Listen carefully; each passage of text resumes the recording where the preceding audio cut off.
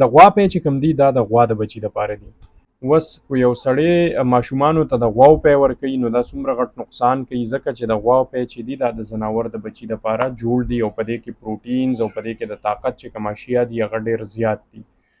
دا د طاقت اشیا چې د ماشومانو کولمو ته ورسي دا د ماشومانو کولمې ډیمیج کوي، ډسټرب کوي. اکثر ماشومان ورسره د وینې دست کوي. دا چې د هغوی ګردو ته ورسي نو دا د هغوی په ګردو باندې هم یو بوج دی، ځکه چې په دې کې د پروټین کنټنټ ډېر زیات دی.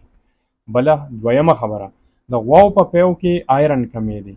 اوس آیرن چې ماشوم ته نه میلاویږي چونکې دا هغه عمر هغه حصه ده چې په کم کې ډېر زیات ماشوم ته د آیرن ضرورت دی، ده ته آیرن نه میلاویږي، په ده کې به د وینې کمی راځي. د وینې کمی بله یو اضافي بیماري په دې کې اډ شوه چې د هغې د وجې به د ماشوم نور هم کمزوری پاتې شي. په دې کې دریم پوینټ دا دی چې د غوا پی چې کوم دی او د مور پی په دې دواړو کې فرق دا دی چې د غوا پی کې چې